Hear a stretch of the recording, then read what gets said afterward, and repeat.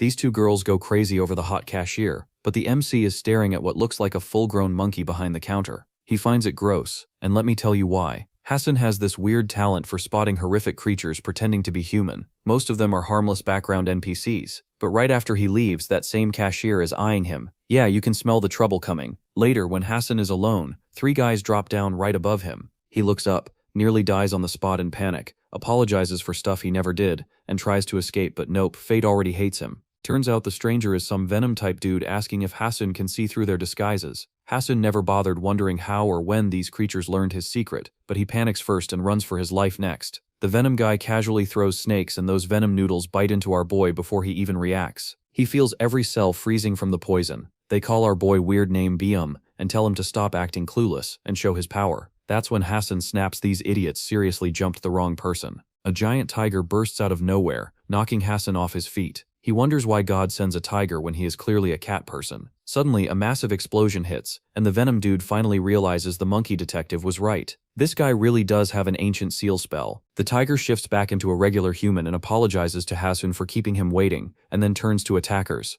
The lackeys think Biam's some newborn cub they can bully. Poor idiots don't realize this tiger plans to eat them for breakfast. He smacks one into the dirt like it's nothing. The second jumps in, only to get shut down by a leg slam and tossed aside like yesterday's trash. Then the venomous serpents slither in with their deadly bite. The serpent dude prays the venom freezes Biam in place. Turns out Biam casually crushes the snakes like stress balls. He drags the serpent guy in and claws straight through him. The dude splits into snakes and vanishes. Biam just clicks his tongue, annoyed the pest slipped away. Still, our hero ends up safe. Later, Bohm wakes Haseon up a little roughly, demanding food. Haseon, still recovering from Bohm's dramatic entrance, is more annoyed than grateful. Even after Bohm insists he's hungry, Haseon doubts this savior really deserves the title. Lost in thoughts about the snake bites, he just heads to the kitchen. While cooking breakfast, Haseon finally asks if Bohm is really the tiger from the Dangoon myth. Bohm asks what Dangoon is. Haseon calls him nasty to steal cat food, but Biam, a cat at heart, shrugs it off and tells the cat to back off. Haseon can't believe he's dealing with a legendary tiger and wonders about the snake freak. Biam ignores him, casually ripping Haseon's shirt open with a flick of air. He asks about Haseon's necklace, and after learning it's from his mom, pushes Haseon into a chair.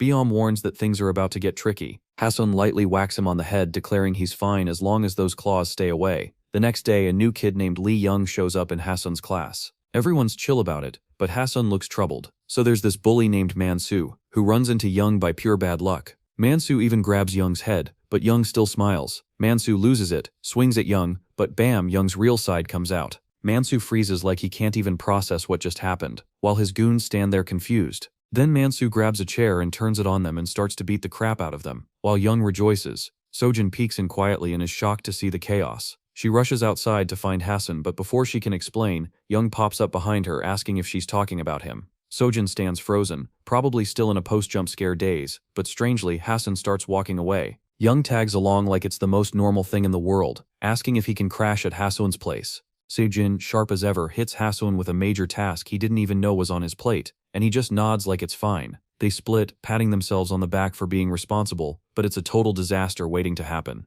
Later, Sejin walks alone when Young suddenly pops up behind her, asking if she really thinks she can escape after messing up his plan. Next thing she knows, she's standing on the window ledge of a tall, empty building, quietly calling Haseon for help, while Young stands right there. One wrong move and she's toast. You see, Young has an ability of mind control that keeps her frozen, and he was sent by the Yacha gang to catch Haseon. 3 more vagrants show up, and one of them tells Young that their focus should be on Haseon, not some girl. Right then, Haseon storms in and is taken aback to see Sojin about to fall. As she tips outside, she says her body's under Young's control. Our hero yells for her to hang on, while he goes after her. But he's a total introvert and doesn't even ask why they're being targeted. The vagrants watch from a distance, confused about how a weak guy like Haseon is keeping a beast like Biam in check. Meanwhile, Young is still losing it, unwilling to accept the situation. Our hero calls out to Young, questioning his sanity. Young yells back, wanting to see just how pathetic Haseon really is. Suddenly, Sojin slips out the window. As she falls, the vagrants and Haseon can only stare in shock. She hits the ground hard, and Young laughs while our boy collapses under the weight of losing her. Young turns to the senior vagrants, saying Haseon has no powers at all, and that the goon is gross for not even being able to back up his own nasty acts. Young snaps at them, angry that they've been belittling him since he started. He admits he only stuck around to figure out Haseon's powers, but now it's obvious the guy's just trash. Our hero jumps him from behind, but Young freezes him in place,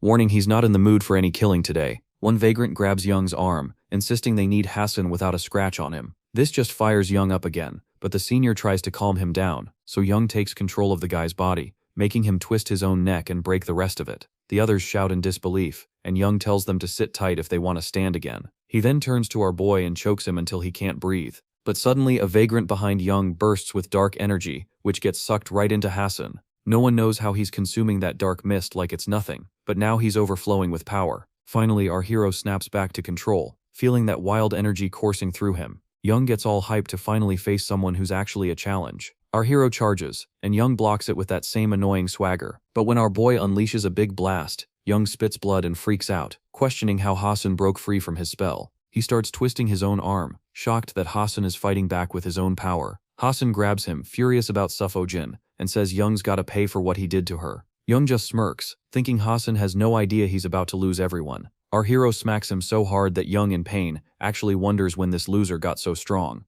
Our hero leaps up, slams a punch, and the wall shatters, sending Young falling off the building, cursing as he goes. But then Young's body explodes with dark energy. Our hero reacts quickly, trying to get away as it tries to invade him, but it's too late. His body pulls it in and he collapses, knocked out. The vagrants finally see their chance to grab him, but then they feel something even worse. Bikemsum lands in front of them, and they freak out. Before they can escape, Bikemsum blocks their path. Seeing Haseon knocked out, he tenses up, grabs one of the goons, and demands to know who they are. The guy clams up, so Bium chokeslams him without hesitation. The remaining vagrant panics and spills that they're hitmen for the vagrants. Bium presses him for who hired them, squeezing his throat, and the guy quickly cracks, revealing they were sent by the Yacha gang. The scene shifts to the Yacha gang, where the DJ is pumping up the crowd. Over in one corner, a clean-cut guy tells a bossy woman that some DJ named Miho is suddenly taking the club by storm. She brushes him off and walks away with her crew. Little does she know she's actually Dokshini, the one in charge of the Yacha gang. She slides into a meeting that looks like total chaos. It turns out the neat guy was right. Miho's a vagrant too, and he's got his fox ears perked up trying to listen in. Inside, the gang is hatching plans to catch Haseon. Dokshini thinks they don't have to worry about Bing waking up, claiming her thugs handled it. It's kind of hilarious that she has no idea they're all dead, and even the other gangsters remind her that Bing is the strongest vagrant out there. She poses dramatically while pouring herself a drink, brushing it off as just wishful thinking. Just then the door slams open and a guard drags in Miho. He explains who he caught while Miho is sweating bullets, saying he was just trying to find the bathroom. Shiny notices that Miho isn't scared at all, which makes her tense up. She jumps at him, yanks him, and slams him against the wall. Miho actually asks if that's all it takes to leave a tiny scar and starts making fun of her muscles. She kicks him hard, but even while taking the hit, Miho keeps teasing her until she's about to lose it. Her crew rushes after him, and this wild fox doesn't hesitate to smash through a window and leap off the building. He lands perfectly fine and thinks he's escaped, but not for long. The boss lady dives at him from behind with her sharp claws. The way she moves is slick, almost human, but Miho's crazy defense keeps her from even touching him. Now it's Miho's turn. He powers up and shoots flames at Shine, but she just stands there pretending to be burned, which throws him off completely.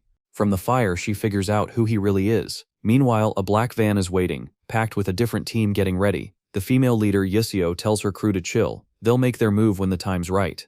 Cut to Seojin's lovely nightmare reel, and our hero jolts awake sweating buckets. Bium is parked beside him, telling him to chill a bit longer. Our guy asks what happened to those attacking vagrants, but Bium just stays annoyingly silent. Our boy says he's been seeing weird stuff since he was a kid, and his mom told him not to panic because those things were their friends. Bium asks about his mom, but our guy keeps thinking about those creepy vagrant faces, and the 3 new clowns who clearly weren't friendly. He snaps and asks why these guys are after him now. Bium dodges it and asks again where his mom is. Our boy finally says she passed away. Bium pulls out his necklace and asks if she said anything when she gave it. Our guy says she told him it would protect him and never come off. Then Bium says he needs to meet her, leaving our boy fully confused. Back at Yacha Club, Shinny is teasing Miho, calling him a cute spy, and joking about not wanting to mess up his face. He retorts with a quick babe, which totally catches her off guard. Taking advantage of the crowd around, he jumps high and scales a tall building. Shinny's annoyed by Miho's powers, but she's no slouch either, and follows him up, just as she's about to reach the top.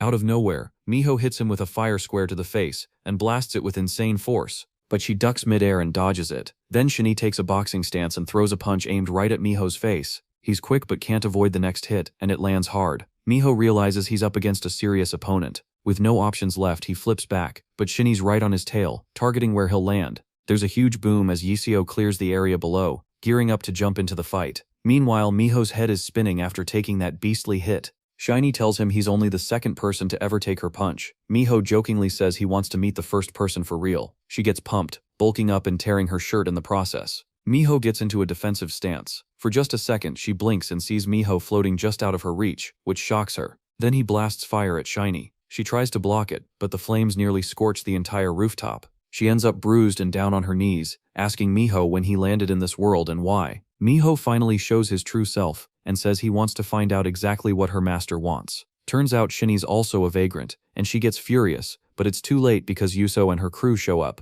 telling them to surrender. But instead, Shinny and Miho are just arguing about who brought in the third party. She winds up the banter by teasing him that next time he won't be able to take her hit and jumps off the building, acting like Yiseo is just boring homework. She lands effortlessly, leaving Yiseo stunned at how she can pull that off. Miho pops up right beside her, asking if she wants to know the truth. Yiseo freaks out and her crew aims their guns at him. Miho tells them to chill, saying he's ready to be caught. Miho plops down before the camera and claims he's a 50-year-old man. Yiseo takes a look at his face and tells him to quit lying. Miho spots the camera and instantly throws a cute pose, but Yiseo snaps back asking why he picked a fight with Jung. He shoots it right back at her, asking if she's sure she wants the real story. She pushes harder, pointing out that normal people don't blast flames or hop onto rooftops. He asks again if she seriously wants to know. They ping-pong questions until she finally asks why he gave up so fast, and if he's cooking up some deal. Our boy admits she's sharp for a field leader. She asks what he is. He raises his hand and asks if she truly wants the truth. The lights cut out and Miho reveals he is a nine-tailed fox as fire erupts behind him. He snaps the handcuffs like cheap toys and says you humans aren't the only tenants on this planet. Yiseo instantly aims his gun at him, clearly sensing the walking hazard in front of him. The scene shifts to the slums, where a man begs 3 thugs near some garbage to be civil. They don't care and say he can move, but only if he stays quiet. He gets beaten badly, and they demand their money. Suddenly, someone steps onto the wall behind them. One thug tells him to leave quietly. The newcomer grabs a baseball bat, and they laugh. Strange energy starts radiating from him. They mock him, asking if he really plans to swing it. He finally speaks, asking if they're scared. A close-up reveals he has only one eye, and the other side of his face has a strange bulging nerve-like growth. The goon keeps running his mouth until a baseball bat shuts him up and blasts him across the field like an actual ball, dropping him 50 meters away. He then tells the rest that if they want to stay alive, they should vanish fast. Cut to Miho's interrogation. Yiseo still thinks Miho is lying. Miho explains that every god in old myths was just a vagrant who slipped into this dimension. She asks if that means they're aliens from somewhere else. He says yes, adding that the god of war was a vagrant of power, greed, and bold guts, and the goddess of love was a vagrant of endless beauty. They come from different ages and places, but they've been living around humans forever. She accepts it, and says she'll just remind him of something he already knows. They are the intel team watching the Yacha gang. She suspects the leader Jung-yoon of having strange powers. Miho says she's a vagrant too. She asks what powers she has. He tells her that if she had been shot earlier, she likely would have grabbed the bullet, and he would never be dumb enough to try that himself. As he says this, he snaps his cuffs apart again, making them lift their guns. He then corrects her. Her name isn't Jung-yoon. Her real name is Duok Shini. Cut to Shini stepping into a quiet room. She bows to someone who mentions hearing about the mess at the club. She says it's nothing worth stressing over. Honestly, the author made this guy way too good-looking for his role. He asks Shiny why she looks so exhausted, and she fires back asking if he really wants to know who made her look that way. The guy brushes it off, saying it doesn't matter. Whoever did that just wanted the government to step in, and they totally succeeded. When Shiny tenses up, he assures her he's not scared of pathetic humans, and warns her about who will take over if she goes around killing people without thinking. He mentions a name and tells her to track the guy down. This dude is a strong vagrant, and Shiny's job is to use him to bring in Haseon. As she leaves, someone named Imugi, lurking in the shadows, comments on Shiny's loyalty, calling her his strength. Imugi's pretty hyped to see just how strong she really is and alludes to some secret stuff Shiny is working on that she'll get recognized for later. Switching scenes, we see the goon basher where more thugs are gathering, cursing at him. He just lights up a smoke before getting ready to take them on. He asks if they're really there to see him smoke or to fight. Then he goes off, attacking with crazy speed and knocking one guy's face. He even nails a sliding blow that takes out all the goons right in the face. This dude fights like it's personal. One goon tries a sneak attack with a sword, but it shatters into pieces, leaving him stunned. The vagrant turns and slaps his elbow into the dude's face, not even bothering to finish him off, but the guy still dares to call him a monster. The vagrant pulls out a baseball bat and swings for the fences, imagining the goon's face as the ball. While he's chilling on top of the beat-up goons, Shiny rolls up with her crew. The goon basher figures out she's also a vagrant, and dares him to come any closer. Shiny cuts to the chase, and offers him a deal he can't ignore. Fast forward 2 days, and our hero is on the move, processing all the heavy stuff Biom just laid on him. BM spilled that 5,000 years ago he was sealed inside the necklace that Haseon's mom gave him. He was just stuck in darkness for an eternity, neither asleep nor awake. Now he wants to piece together what happened during all that time and why the necklace ended up with Haseon. Without it, he can hardly get by. Back to the present, BM is super chill, and our hero asks about that random burst of power he had when he fought Young. He tries to tap into it again, but nothing happens. While munching on some chips, BM says he's definitely human, just a bit off, and it's all because that necklace somehow ended up in his family. When our hero wonders if he might be a vagrant too, BM shoots that down immediately, saying there's no way. Even if he were, he'd just be the weakest one around, and to prove it, he struggles to open a bag of chips. BM mentions that vagrants can sense each other and know when one's nearby. Just as he says that, he stands up and looks behind him. The train's rolling along quietly, and a dark figure steps into their section. BM's eyes light up, signaling caution, but it's that same goon-bashing guy who still doesn't care at all. He seems way too relaxed even though Balam is giving him a death stare, so Balam realizes he can't take this guy on with Haseon in the way. BM grabs our boy and bolts. He pauses when he feels something moving behind him. The vagrant has already jumped up, swinging at him. By the time he swings hard, BM's nowhere in sight. BM and the vagrant lock eyes, and he asks if the dude is just another hitman for the Yacha gang. He lunges at the vagrant with a punch, but the guy dodges. BM quickly follows up with a kick to his face, sending him crashing through the door. BM's riding a rush of power while the battered vagrant wonders why he's never seen BM before. BM shrugs it off, saying it's just because he's new around here. The vagrant grabs a baseball bat and tells BM to shut up, then hurls it at him with insane speed. BM steps up to block it. Using the moment, the vagrant connects with BM's shoulder, and a crack echoes as they collide. He's not finished though. He kicks at BM's face. Suddenly they're outside the train. BM demands to know why this freak is going after some innocent kid. The vagrant smirks and says that the innocent boy is actually his target, which really ticks BM off. The scene shifts to a luxury resort where a woman is chilling in the sun. One of her guys, Fred, asks if the vagrant she hired is any good. She asks if he knows any fairy tales, and he says he remembers too. She goes on to explain that the vagrant is just like those super violent, destructive characters from his stories. Turns out her name is Shinny, and the vagrant's name is Dakabe. Cut to Doc swinging his baseball bat like he's got a serious grudge against BM. BM's having a tough time keeping up with the explosive attacks. Things get really heated as these two powerhouses throw down non-stop.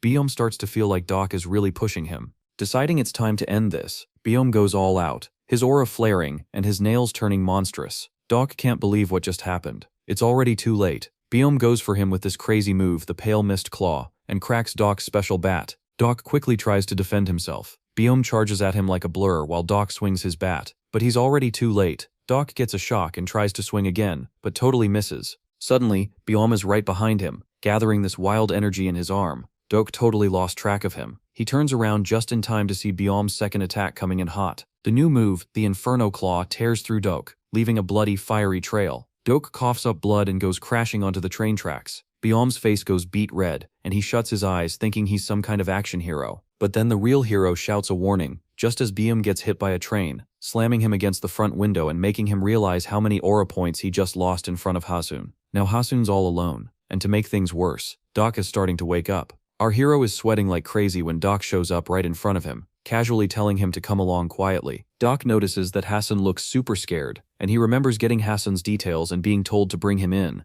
Back then, people back home were acting strange. They knew something was up but only took a little peek, and even Shinny thought it was odd. Still, she told Doc that BM would be the main issue he'd have dragging the kid in. Now at the moment, Doc is just straight up stabbing Haseon in the shoulders. He's thinking about how this weak kid could ever be a threat. The dark mist around them starts acting funny again. Before Doc can even process it, he lands a hard punch on Haseon, who starts bleeding. Doc calls Jason for some backup. Haseon finally shows some fight and bites Doc's arm, but he gets smacked away like a volleyball and crashes to the ground. Panicking, Haseon tries to run, but Doc appears out of nowhere and hits him again, telling him to stop messing around and start walking. Outside the tunnel, BM jumps back with crazy speed, looking dead serious. Inside, Doc's dragging Haseon, who's crying about his bad luck and wondering why everyone seems to want him gone. However, as Haseon pulls on Doc's arm and yells, his eyes light up. Doc catches a glimpse of him leaking some weird energy and curses. But it's too late because Haseon makes his move. As BM gets closer, he feels a heavy energy and thinks maybe it's another stray, but this one feels off to him. Back with Doc, he's losing it and can't believe what's happening. His weapon drops, and he feels his joints cracking. As Haseon pushes his spell, Doc's bones break and he crumples to the floor, screaming. Haseon casts another spell and it dives into Doc's memories. Suddenly, he finds himself in a void, remembering when he wanted to help the sick and broken. He questions if he's even the same guy anymore. Back in reality, all the malice drains from his eyes.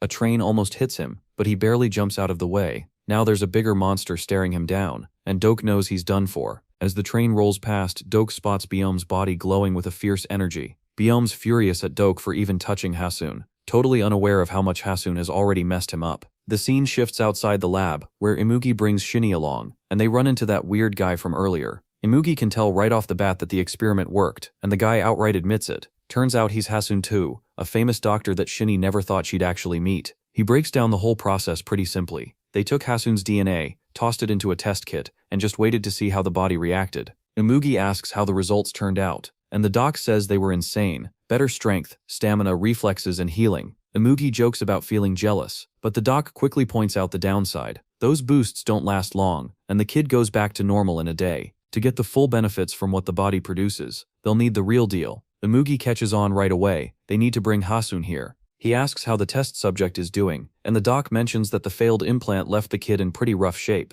Imugi doesn't care and asks the doc to wake the kid up since he wants to say hi. The doc powers him up while complaining that in 2,000 years of research he's never seen anyone hold power like this, wondering if it's some kind of divine influence. Imugi cracks a joke, saying maybe it's a warning instead. Suddenly, the test subject wakes up in a rage, and Imugi's just standing there like he's been waiting for this moment. The guy starts spitting insults, and Imugi fires back, mentioning his awful mouth, hinting at some backstory. The guy's so furious he cracks the window and starts yelling about wanting to kill Imugi. The doc freaks out, but Imugi just smirks. The subject charges at Imugi, screaming like he thinks he's a god. Shinny's eyes light up and she jumps in right away, smashing him before he can reach Imugi. The lab goes crazy as she chases him down and he's surrounded by dark energy. Imugi just watches the chaos, disappointed because he was only looking for a solution, not a full-blown fight. Imugi starts to take off his gloves, raises his hand, and lightning zaps across his fingers. Before Shinny can react, he fires a blast at the subject that hits hard enough to turn him to smoke and ash. Shinny's left stunned by how quickly it all goes down. Imugi steps up to the massive hole he made with just one hit and says he's not a god, he's here to challenge them. While the enemies get ready to throw down,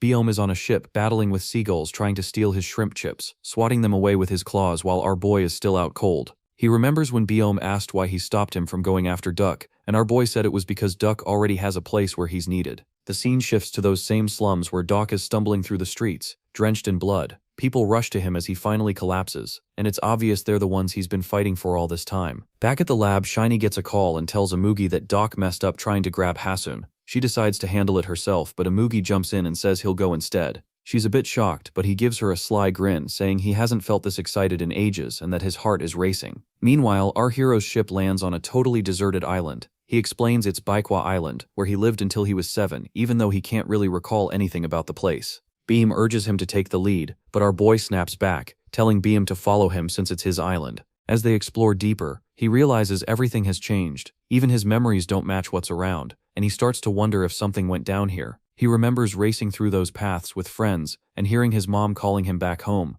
but when he sees their old house in ruins, he's shocked. Beam quickly points out that it wasn't just a regular fire, and looks like a vagrant's doing. Out of nowhere, the nymph of Baikwa appears, watching them. Curious, Beam asks Haseon about his mom. Haseon says she was a respected shaman. After she passed, people started whispering she had revealed too much about nature. Beam asks how she died, but Haseon can't remember, no matter how hard he tries. Then all of a sudden he gets a flash. Imugi is throwing lightning at his mom's house. He wonders if that memory is legit, and if Imugi's somehow involved. Beam tells him to chill and calls out to whoever's lurking around. A sneaky dude pops up, looking smug, muttering about how these explorers seem to have some powers. Beam tells him to stop being creepy. The guy vanishes, then reappears further away, accusing Beam of stealing minerals from the island. Beam calmly questions why he's talking with his back turned. The vagrant replies that the back defines a person. That line hits Haseon hard, triggering a memory of someone grabbing his back. Beam asks the old man who he really is. The vagrant teases him, quickly jumping behind them before taking a fighting stance, ready to show them what he's got. Beam cracks his knuckles, saying he might look young, but he's the only elder in the room. He charges first, calling himself the Korean god of the brawl. The vagrant gets ready,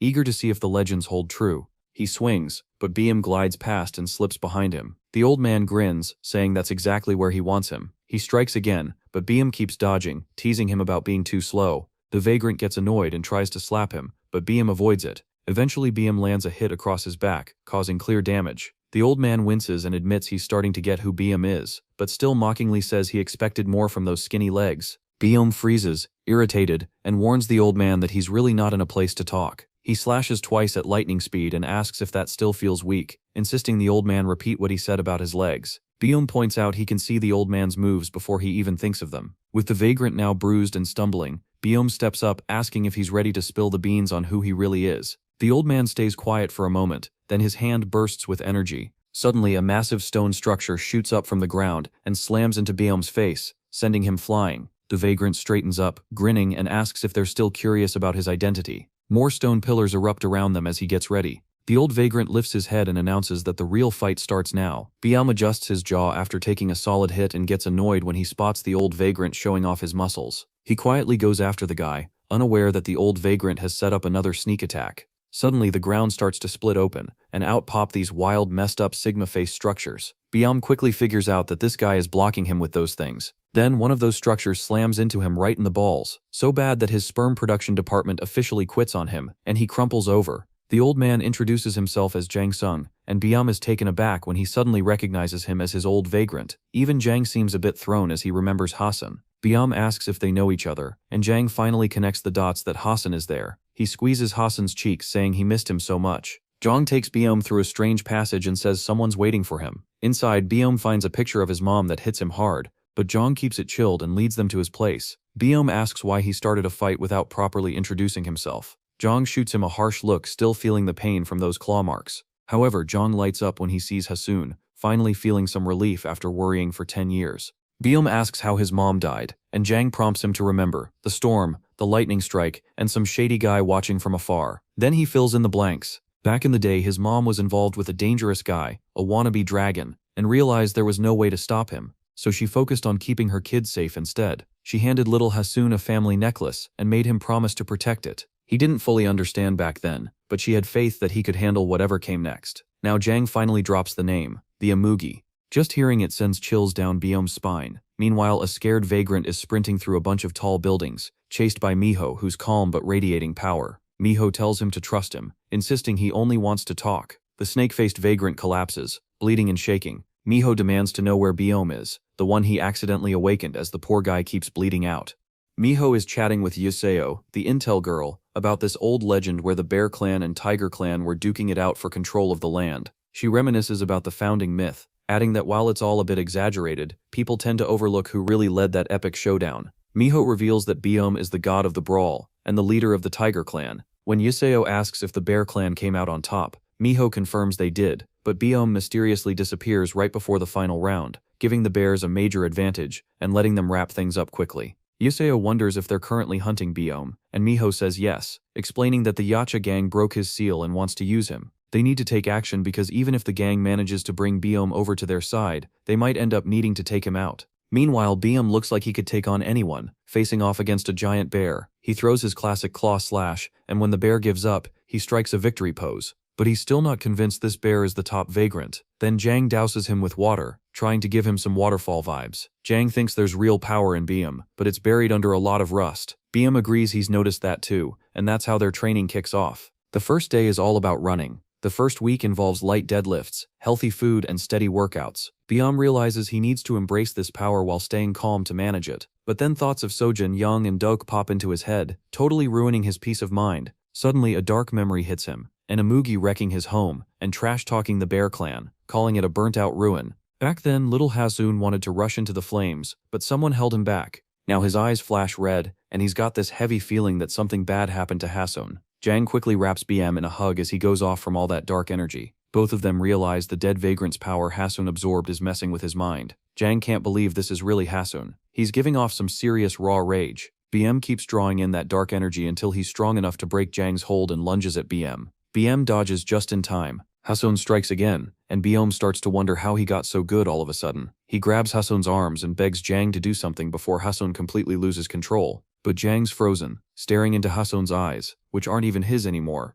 They've got to snap Haseon out of this dark energy's grip, or he'll get lost forever. Byum puts in all his effort to push Haseon away, and Jang jumps in to help, turning it into a tag team situation. He tells Byum he might have heard the old tale about some Arcanum passed to the nymph of the Bear Clan. Byum spins around and gives Jang a solid smack. He's shocked that Haseon can not only handle the dead vagrant's power but actually use it. That means he's the living cub of the Bear Clan. Haseon lunges at Byum, grabbing his throat. Byum fights back, clawing at Haseon's throat, and it turns into a neck-and-neck struggle, like a pro wrestling match. Jang yells at Baeom, asking how he can let anything take control. Deep in his mind, he's having a conversation with his mother, asking who killed her. She tells him that some things can't be controlled, and knows he's facing a lot of cruelty. Even if he feels she's far away, she's always watching, and it hits him hard. Finally, he blasts out the dark energy, and everything snaps back to normal. Baeom stares wide-eyed at Haseon and says he's carrying 5,000 years of raw power. At night, while everyone's taking it easy at Jung's place, a girl sneaks in quietly. Her plan goes off without a hitch, and she lunges at Balum with her sharp claws.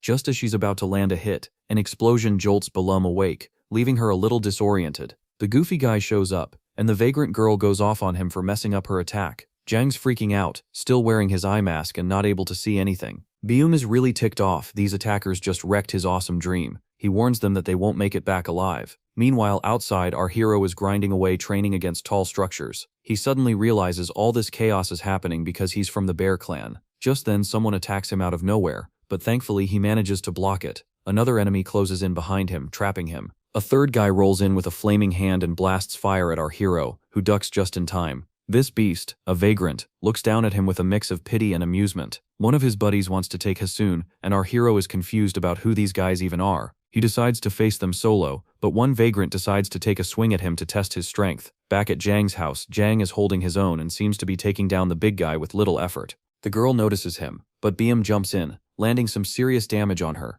It turns out she has some crazy healing powers. She warns Baeom that he's picking a fight with the wrong person. Baeom's losing it, asking about Haseon and putting the pieces together that they might be Yacha lackeys. The girl isn't flattered by his compliment, and says they're actually a bunch of assassins. Baeom figures that if they've got a girl with regeneration and a dude who brushes off punches, they must be a distraction to kidnap Haseon. Things are heating up now. Meanwhile, Haseon is barely keeping up as his opponent, who's like a living lightning bolt, throws punches and kicks. He struggles to dodge. The guy even snaps a selfie while landing a kick right to Haseon's face. Our hero is at a loss on how to handle this weirdo. Another vagrant steps in, telling the other to take a breather while he takes his turn beating Haseon up. Our hero wonders what he did to deserve this shift. As the vagrant swings his sharp claws about to strike, our boy plans to use Young's powers. Out of nowhere, the attacker glitches out. His buddy tells him to stop fooling around, but then the vagrant suddenly snaps every bone in his body and crumples to the floor. Our guy powers up, leaving the other vagrant in shock. But our hero knows this one won't play nice, even with powers, because he's super fast. The vagrant charges and our boy grabs his leg, blocking him, and then lands a hard hit right on his head, sending him crashing down.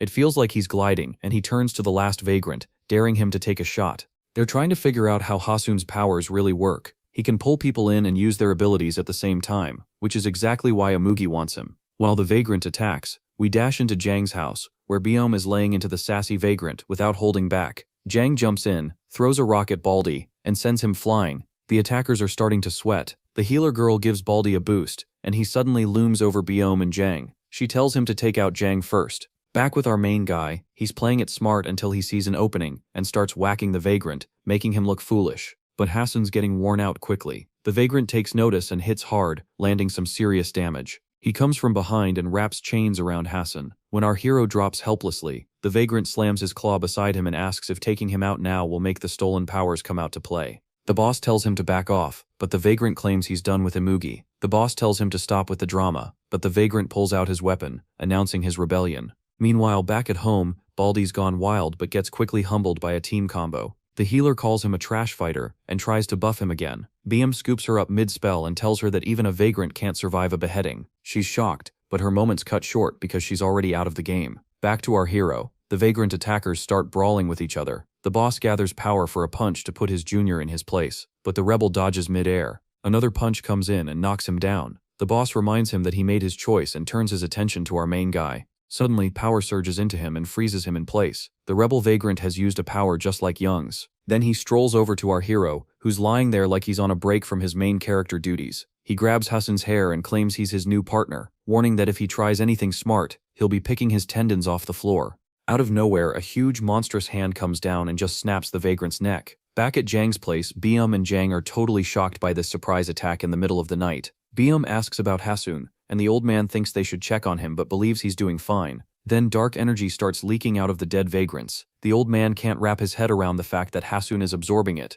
wondering what's happening outside. Outside, the rebel vagrant gets squashed by the boss's hit. He can't believe his skill didn't work against the boss. The boss, full of demonic energy, laughs at how pathetic the rebel's earlier skills were compared to his true power. He grabs the rebel by the face, and the vagrant is shaking in fear. Once he kills him, all that dark energy gets sucked right into our hero. The boss is shocked. Energy starts swirling around our hero like a tornado, and he begins to transform into a vagrant. The boss yells if there's more energy to suck up, but our hero just stares him down, fearless. His body begins to heal, and his fists turn to iron. He wonders where these new powers are coming from. The boss, now annoyed and worried, sees our hero roar and charge at him mid-attack. Meanwhile, Biome and Jang are running toward our boy, hoping he's okay. But then the clash ends badly, leaving our hero down for the count. The boss gives him props for managing to do some damage. Our hero writhes in pain as the boss grabs him, lecturing that vagrants run on a whole different energy level. He tells him to stop struggling and give up, reminding him Amugi is waiting. Hearing about Amugi gets our boy fired up,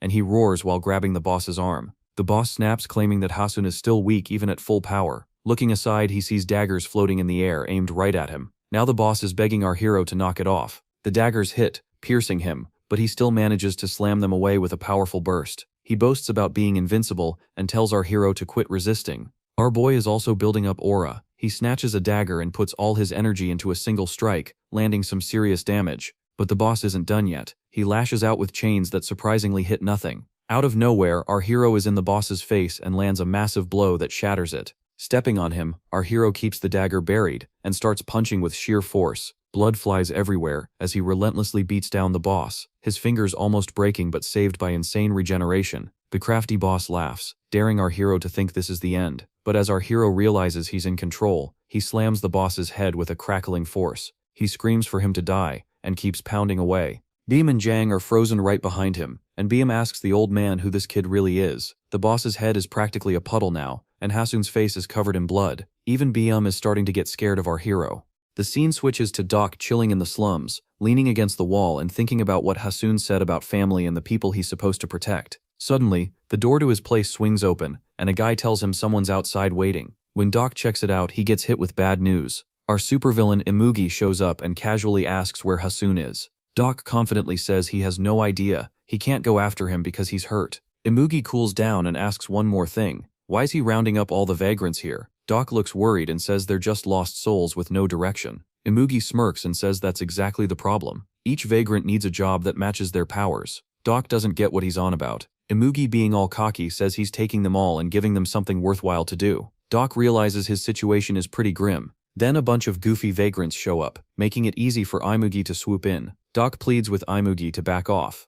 Imugi reassures him that they won't hurt anyone, just take them to a lab for some special treatment. Blowing up, Doc calls Imugi a bastard and charges at him. Shuni sees this and gets ready to back Doc up, but Imugi holds her off, saying Doc will be his warm-up. Doc throws a powerful hit, but Imugi dodges it effortlessly. He even tells Doc that Haseon's off on a southern island where her mom is buried. Doc realizes Imugi's just messing with him. Imugi, acting all cocky, doubts Doc's strength, saying he's overestimating him. After blocking a blow, he adds that Doc won't catch Biome with that kind of weak sauce. Imugi then supercharges Doc's weapon, giving him a shock of electricity. Doc's crew flips out and breaks free to save him. Imugi pulls off his gloves, and Doc knows things are about to get real ugly, so he yells at his crew to stop. Unfortunately, the innocent vagrants get zapped right away, and Imugi seems pleased as they're burned to ash. Doc tears up with regret, feeling helpless as he watches. Imugi sarcastically expresses sorrow for his test subjects getting fired because of Doc's screw-up. But now Doc is filled with rage. He swears he won't lose his family again, and promises to make Imugi cry blood for what he's done. Doc powers up and Imugi's eyes widen at his new look. Doc sprouts a horn and goes into a berserk mode, but Imugi doesn't care. He drops a brutal line while taking a hit, saying Doc never really had a family. He's just another vagrant, tossed aside like trash. Then he lifts his fist, ready to hit back like it's no big deal. We flash back to Doc's past, where a bandit asks about their plan. Doc tells them to hang tight and casually suggests splitting the loot, acting like he's doing them a big favor. One guy can't believe he's actually giving away that precious grain, and they all start thanking him like he's some kind of hero. But the next thing they know, they're hanging from a tree, begging him to take everything if it means they can live. Later on, Doc's sitting at a table, feasting with them as if nothing ever happened. They call him Chief and want to know what's next after sharing a meal. Doc shrugs and says they'll just rob those filthy nobles again because they always have money. Fast forward a bit, and Doc's trying to take out Imugi, but he suddenly remembers he doesn't want anything anymore. Everyone knows who he is now, and with his crew, he's ripping off the bad guys and keeping it all for himself. We go back again, and it looks like a day full of tragedy. Their whole area is burning down. Enemies and every little villain who hates them rush in, weapons swinging everywhere. Doke is on fire and yells out Mokwa, that's his wife. He claims he'll carve a path for them, and tells everyone to follow, but then he sees his guy Mihoding begging for help. In desperation, Mihoding asks Doke what any of this means. He tells Doke to get out of there. Doke finds Mokwa, but she's hurt really badly. In a panic, he calls her name, and then he notices shells falling right towards them. He doesn't run, instead he jumps in front of her to shield her. The troops storm into the flames to make sure everyone burns, but Doc takes control and walks out swinging, not leaving a single person unscathed since they took everything from him. As he spots his fallen friends, his rage skyrockets, and he hurls the attackers back into the flames to wipe out any trace of them. But not everything is lost, his wife is still alive. He asks if she's hungry, and she says she's fine, just can't feel her legs. For a moment Doc freezes, and then reassures her he'll be her legs for life. Meanwhile, the enemy chief lurking behind all this chaos is still alive, grinning smugly at the burning scene. A lot of time passes, and winter rolls in. Doc keeps moving, hoping to finally find a place that feels like home. He watches planes zooming through the sky and realizes humans have gotten way stronger than any vagrant he ever met. Eventually, Mokwa tells him to take a break. Doc insists they need to find shelter before the snow gets them. Mokwa says her youth feels like a fading dream. She's aging fast, while Doc looks exactly the same. He reassures her she's still the same as when they first met. He wonders if he's turning into a ghost, and she says no way a ghost shares grain with starving folks. Only a deity does that. She tells him to keep living and looking after everyone, saying her life gets interesting just because she met him. Then suddenly Mokwa stops talking and moving. Doc realizes she's gone and breaks down. He promises to wake her up once they get going again, but that moment never comes. Now back in time, he swears he'll never lose his family again. Imugi shoots a blast of lightning straight into Doc's chest. Time pauses as they stare at each other, chaos swirling in their heads. Then Doc drops. Imugi tells Shinny that Doc might still be useful and she should take him. Shinny asks what to do about the village, and Imugi grins, telling her to just burn it. After it's done, Imugi stands among the ruins with a smile, watching it all go up in flames. On Baekwa Island, Miho shows up and confidently says that their target is definitely around. He catches some sounds and looks closer, realizing what he's actually seeing. A long-haired, muscular guy who moves with a crazy amount of power. Miho thinks that energy is unreal. He's staring at Jang, the Korean god of brawl, the top vagrant out there. Jang flashes his strength and Miho is convinced it's Beidbul. Jang takes out his earbuds saying he loves that part of the song. Behind him, the intel commander asks Miho if that hyped-up guy really is Biome. Miho responds that he's absolutely sure. Just then, the log underneath Jang shifts and reveals their hiding spot, asking who they think they are. Meanwhile, in Haseon's lab, something intense is happening. Doke is strapped into a vessel and hooked up to a drug. Haseon is excited, gushing about how great this is. It's been ages since she dealt with a specimen like this. Shiny starts realizing that Haseon has gone a bit off the deep end. Haseon mentions she needs to keep things under control because if the subject goes wild, it could spell disaster. Shiny tells her to reach out if things go sideways. Haseon appreciates that and shares how her team failed to capture Haseon. Shiny processes this and acknowledges that she just learned about it recently. Still, she warns her to be cautious since Imugi will take care of it himself. Haseon laughs, apologizing for her eagerness, and says she can't wait to try out a bunch of ideas once she gets her hands on that kid. Back on Baekwa Island, Miho tries to calm Jang down, insisting he's not an enemy. Jang fires back, saying they were spying just days ago, and now they're out in the open. Miho is confused, so Jang goes quiet for a second, then lunges at him. Miho dodges and smirks, impressed. Jang tells him to get ready for round 2. He strikes again, but Miho avoids every attempt. Jang thinks it's cool that the kid's pretty good, and jokes that he looks like a bunny rabbit. Miho insists they need to talk since things are way too risky. Jang brushes him off, claiming he doesn't chat with enemies. Then he uses his strength to knock over the log Miho's on. Jang gets mad and decides to pull down all the logs, shoving them with all his might while yelling for Miho to choke on them. Realizing he can't stop Jang, Miho bolts. Jang laughs, believing it's pointless to run. Miho notices he's starting to really tick Jang off and responds by attacking with fire. Jang is taken aback and shouts that the kid has fire, letting it hit his arms. Miho insists it's not the time for a brawl, and suddenly Jang gets blinded by the light and drops to his knees. Miho encircles him with flames and doesn't douse them. Jang opens his eyes, sees the fire below him, and starts jumping around. Miho asks if they can talk now. Biome hears the commotion and comes over, asking who Miho is. Jang tells Biome he's just arrived, and Miho's stunned to finally see the real Biome. Jang claims Miho tried to sneak an attack while he was zoned out. Miho is totally baffled by that. Biome shows his claws, asking if Miho wants to die, saying he could end things in one hit. Miho grins and brings up the Yacha gang. Right then, our hero drops a bombshell about them being the same crew that had Young kill her friend Seojin. Everyone freezes, shocked. Miho asks Haseon if he knows the Yacha clan is after him. Biome tells Miho to explain. Miho says as vagrants have been disappearing one by one, he's been wandering around trying to track them down. Plenty of his friends are missing, and there are others eyeing a power grab for this land. Behind it all are people hiding as chaebols or gang members, but they're all puppets of a vagrant with insane power, Imugi. Our hero goes still at hearing that old enemy's name.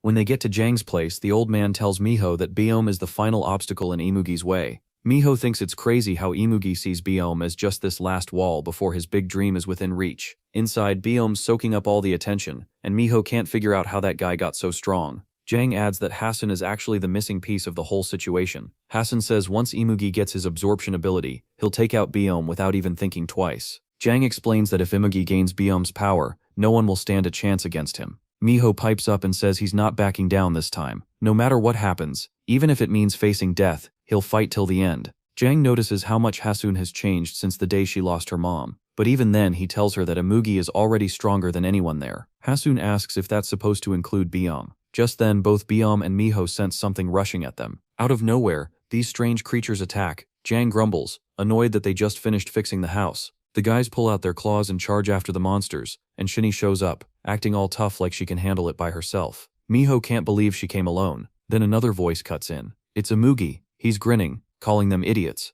To him, the night is perfect for rewriting history. Haseon sees Imugi and instantly realizes he's the guy who caused her mom's death. Imugi brushes past her and says they've got a special gift for them. When Mugiho sees the creatures, it hits him hard. Those are actually his old friends, and they've been turned into Imugi's lab rats. Mugiho calls out to Black Tiger, but Black Tiger snaps back at him. Imugi just laughs and unleashes a wave of energy, treating the whole thing like a sweet reunion. The blast obliterates Mugiho's friend right in front of him, and he's left frozen in shock. Imugi mocks him, asking for his friend's name. While the other minions rush Miho, the place fills up with these twisted creatures, and they overwhelm him fast. But Biome jumps in with sharp, clean strikes, cutting through the minions. Jang dives in too, with his statue smashing enemies left and right. Miho charges in as well, punching and throwing strikes fueled by rage. Watching Miho fight tirelessly, Imugi grins and even gives him props for his bravery. But when Miho tries to absorb the minions' power, nothing happens. Turns out Haseon, who made these test subjects, made sure Haseon couldn't absorb them at all. Imugi, wanting to raise the stakes, calls out the next monster. He's excited because he finally knows what's coming next. Then the same serpent monster shows up.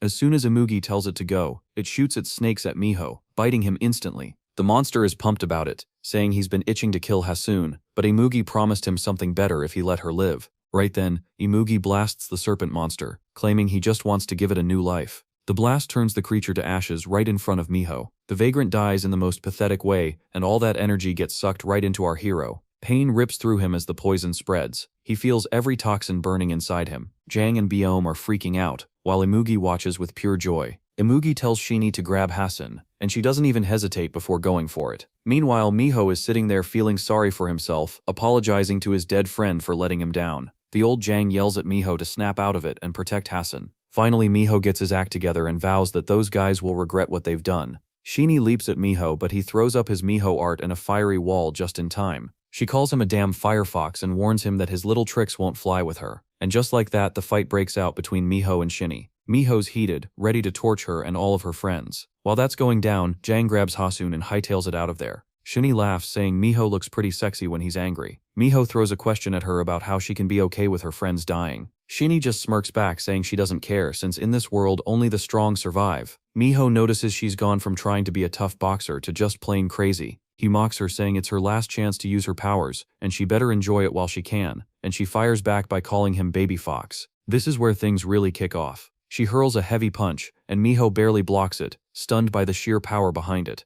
Shinny doesn't hold back. She follows up with a nasty leg slam, and Miho finds himself stuck defending non-stop, getting knocked around. Shinny is cackling like a total maniac. She swings again, knocking Miho off balance, and when he drops, she jumps right on him for another hit. Annoyed and out of breath, Miho realizes he can't just keep running. It's time to fight back. He powers up, his eyes glowing red, and his whole demeanor shifts to something wild. He's clearly using everything he's got left. With a laugh, he pulls out the Miho art called Howling Amber Blade, transforming into something more beast than human. He roars that he'll burn everything in his path. He shoots upward, daggers forming in his hands as a shockwave erupts. Shinny stumbles back, furious and surprised, but it's too late. Miho is all over her with those daggers, hitting her from every angle. She's furious now, but still taking some hits. Miho keeps the heat on, but she kicks at his face. He's too quick, ducking under it and striking back. They face off again, both determined. Miho charges in again, but this time, Shini grabs his arm. He struggles against her grip, but it feels like steel. She laughs, pleased she finally has him, and dares him to escape.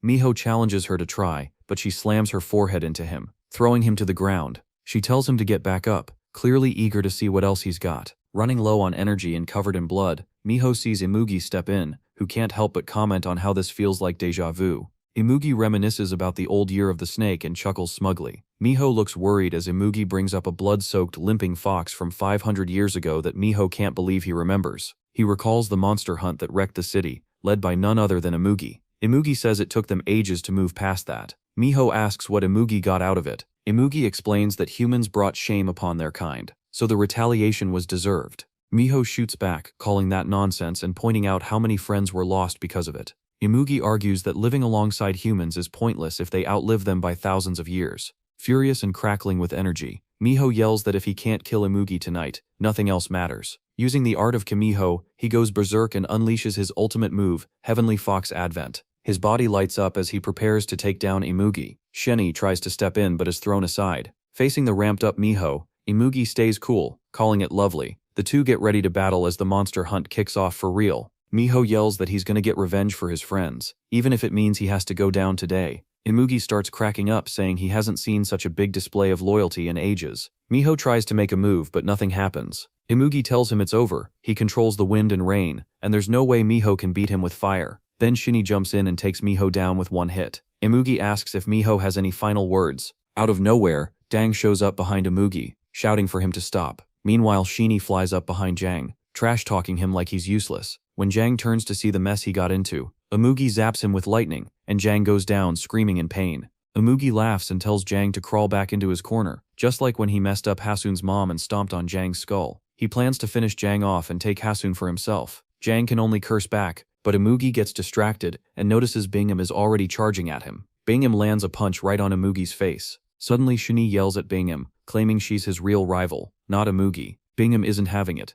He takes her out with a super fast blow, saying he doesn't have time to deal with her too. He slams her down, wrecking her face like it's nothing. Now Bingham grabs Shini's horn, and Imugi's shocked by his power. Imugi throws the horn back at her, but then he breaks into wild laughter for some reason. The next moment he realizes Biome is already on him again. Biome keeps throwing punches, asking if Imugi still finds any of this funny, or if he thinks it's just some game. He sneaks behind Imugi and slashes his back with razor-sharp claws. Imugi can't believe how fast Biome is moving. No time to think though, because Biome's attacking again. Imugi shoots out lightning, creating a huge explosion. For a second, Imugi thinks he's finally hurt him, but that grin disappears the instant he senses Biome right behind him. Before he can even react, a claw slices through his ear and rips right into him. Blood streams down Imugi's face as Biome, with steely determination in his eyes, declares he might finally shut Imugi up. But Imugi just laughs, saying that even after being locked away for so long, Biome is still scary. Biome wonders if he's met Imugi before. Imugi, covered in blood and still chuckling,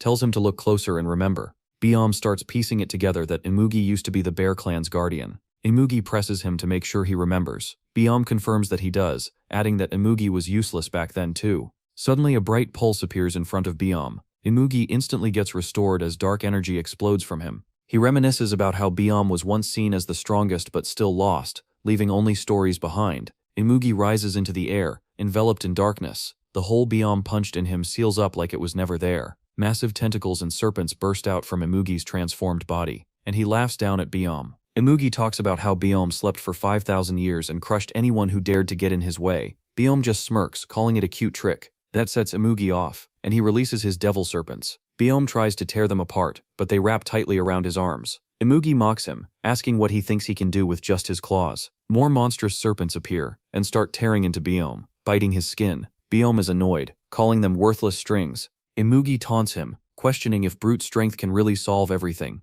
especially now. He raises his hand, and even more monsters pop out of the ground. Now Biome actually looks worried. Imugi smirks, not realizing Biome has already handled the serpents, but Biome charges at him anyway. They clash, power against power. Just as they get close, Imugi unleashes another wave of serpents. Biome ducks into a defensive stance, but he still gets hit. He mutters that in a fight between a dragon and a tiger, the one who can't fly is bound to lose. Imugi lashes out with serpents and sweat drips down Biome's face. Imugi yells, questioning how Biome could ever be better than him. Biome's eyes flicker yellow, and Imugi screams for him to die. Lightning strikes, nearly overwhelming him. Biome hits the ground but then gets lifted by a serpent around his neck. Imugi asks why she chose such a mediocre pawn, laughing coldly and calling Biome a loser with an inferiority complex. Biome responds by crushing the serpents. Imugi totally loses it, demanding to know what that was all about. He tightens the coil, vowing to make Biome beg for death before he slams him into the ground with brutal force. Pain erupts in Biome's body. Imugi pummels him non-stop, shouting for him to give up.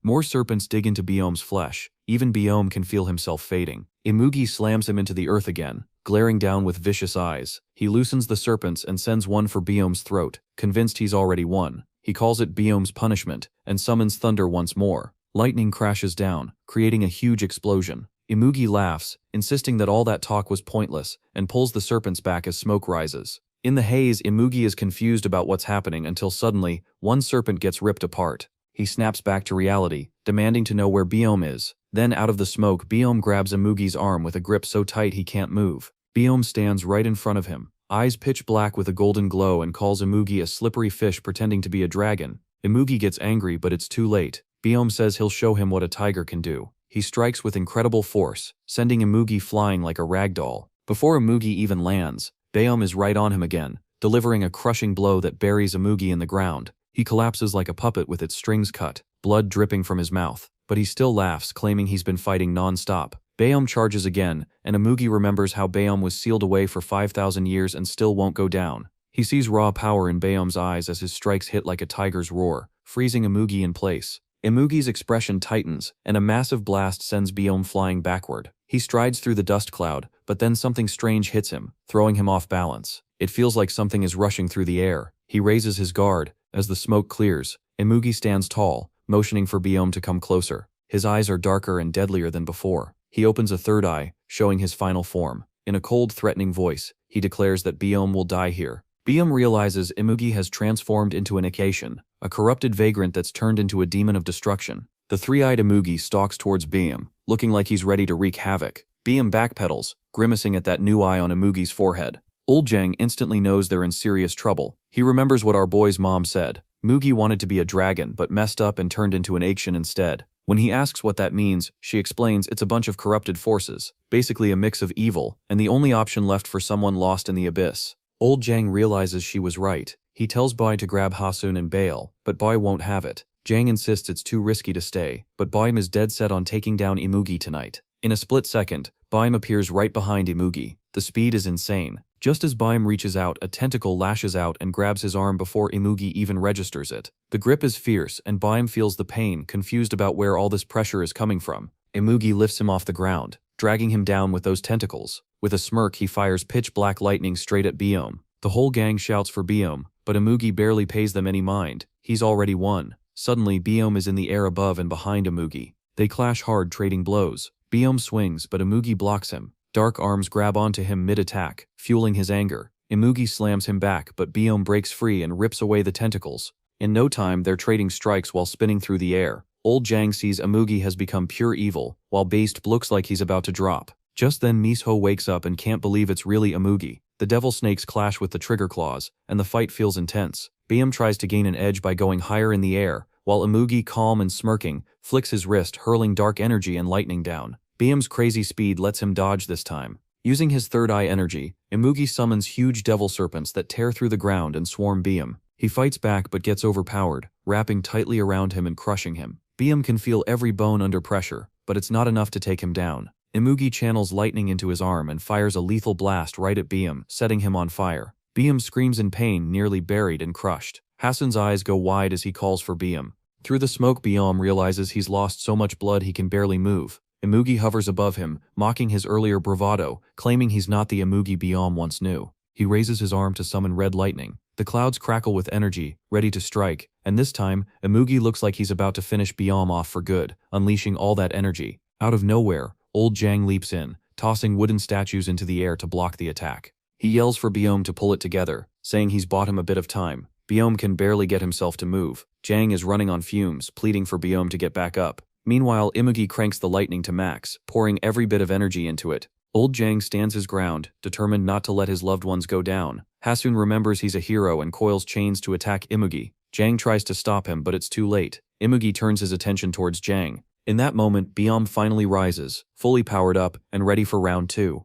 Jang's yelling for Byum to help Haseon, but Byum isn't falling for it. Imugi changes into an Ikshin. Meanwhile, our hero's trying to choke Imugi out, holding him down for Byum to strike. Imugi fires off an energy blast, but our guy hangs on and yells at Byum to move it. Finally, Byum lets out a massive roar, but old Jang is shocked. Byum isn't rushing in to save Haseon. He's aiming to take out Imugi. Imugi whips his tentacles around, slamming both Jang and Byum to the ground, but Jang isn't backing down. Imugi gathers up another lightning spell, crazy confident he'll finish them all off in one hit. The lightning strikes and everything in its way gets wrecked. Smoke fills the area, and Jang gets hit hard, collapsing and zoning out. Imugi smirks for a second, but Haseon is still hanging on, and Byum's ready with his claws. It's a wild last stand. Our hero shouts for Byum to go for it, but those annoying tentacles have him locked down again. Byum struggles to break free. Nothing is ever easy, but then out of nowhere, he tears through those tentacles and charges like a dark tiger going straight for Imugi. Amid all this chaos, our guy's still hanging on to Imugi like a little monkey. Imugi finally loses it, unleashing his full power, making it impossible for our hero to hold on.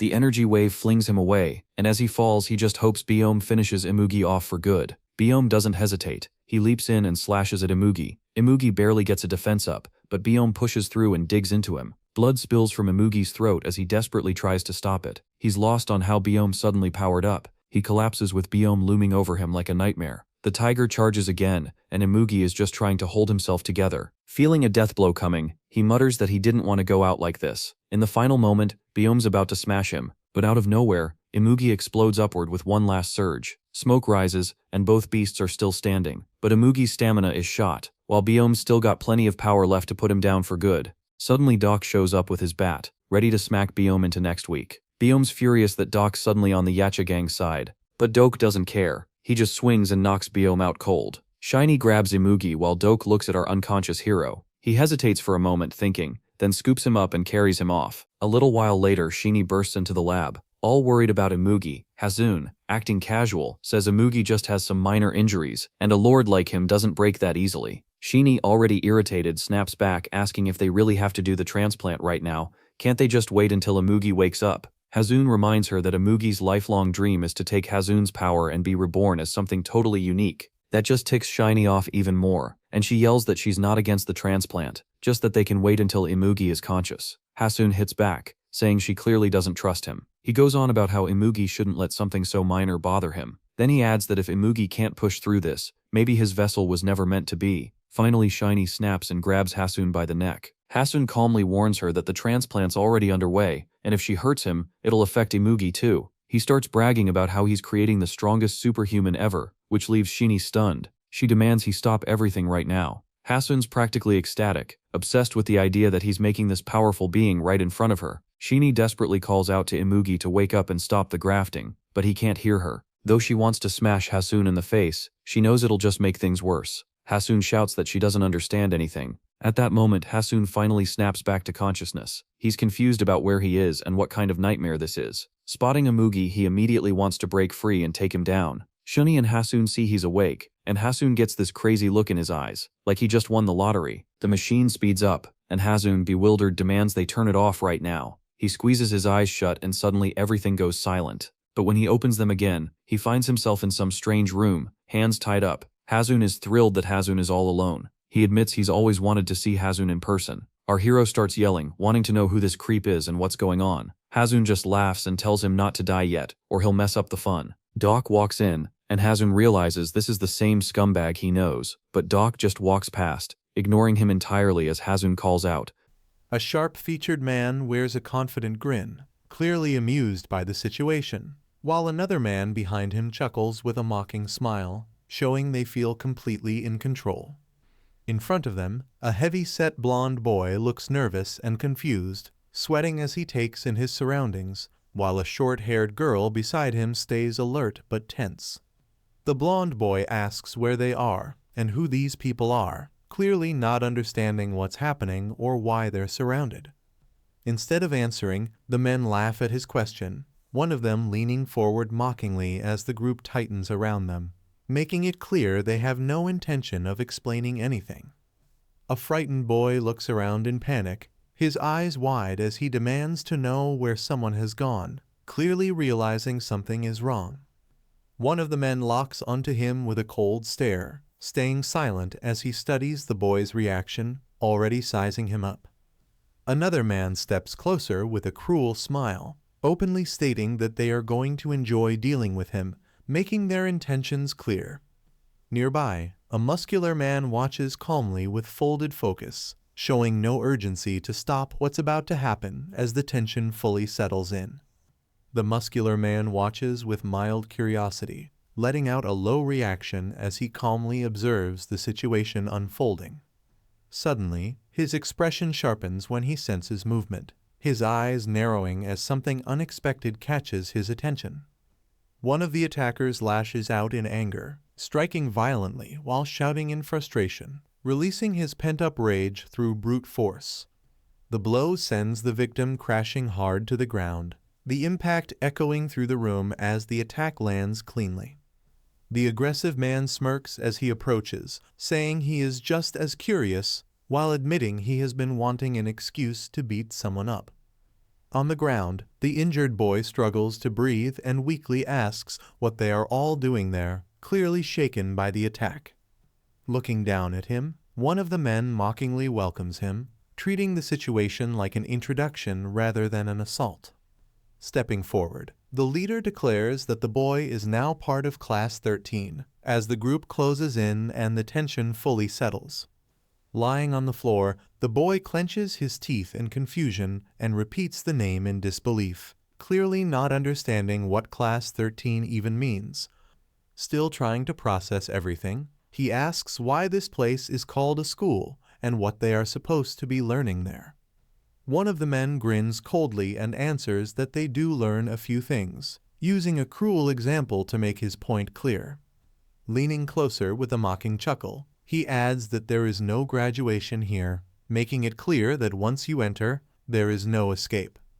One of the men explains that someone named Huachuo is the one truly learning, while everyone else here is treated as nothing more than test subjects.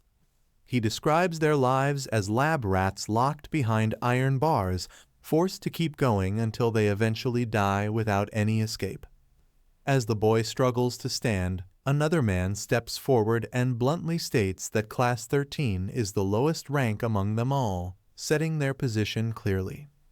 With a smug grin, the leader cuts the talk short and tells the boy to fall in line and get along, making it clear resistance is pointless. One of the men chuckles and calls out to the girl named Lita, casually placing a hand on her shoulder and telling her to check the boy. The boy reacts in shock, his eyes widening as he realizes something unexpected is happening in front of him. Lita's eyes suddenly glow with an unnatural blue light, releasing a strange surge that fills the space with pressure. The boy jolts and twitches in alarm, confused and unsettled as he wonders what she is doing to him. Lita's glowing eye intensifies as a strange force surges outward, signaling that her ability is fully activating. The boy winces in pain and discomfort, his body reacting violently as nausea and dizziness overwhelm him.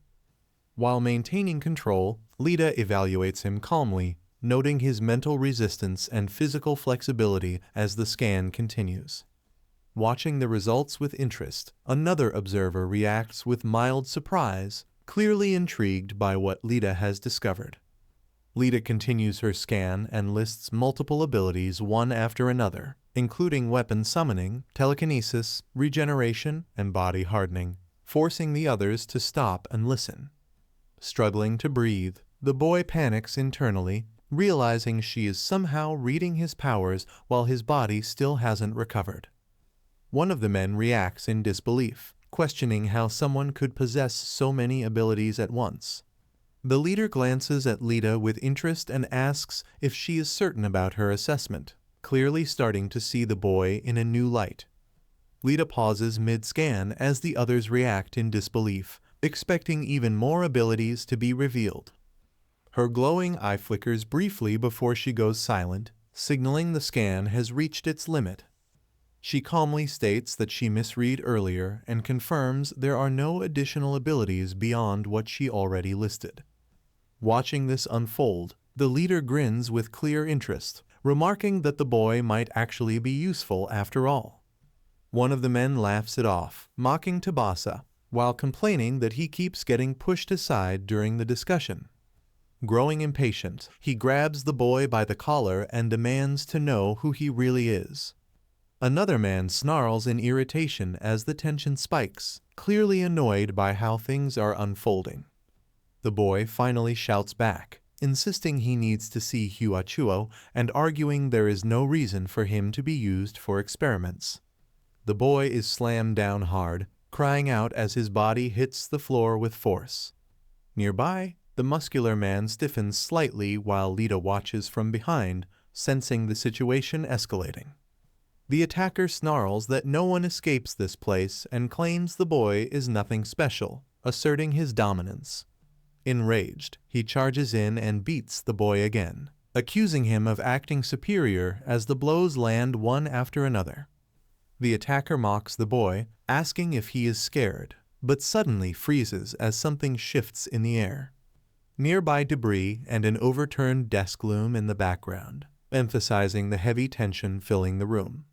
Despite the pain, the boy slowly forces himself back up and challenges the attacker, questioning if he really thinks he is stronger. Stunned by the response, the attacker yells in rage, clearly shocked that the boy still has the nerve to talk back. As the tension peaks, the boy's eyes suddenly glow, chains snapping into place around his arms as his power activates without warning.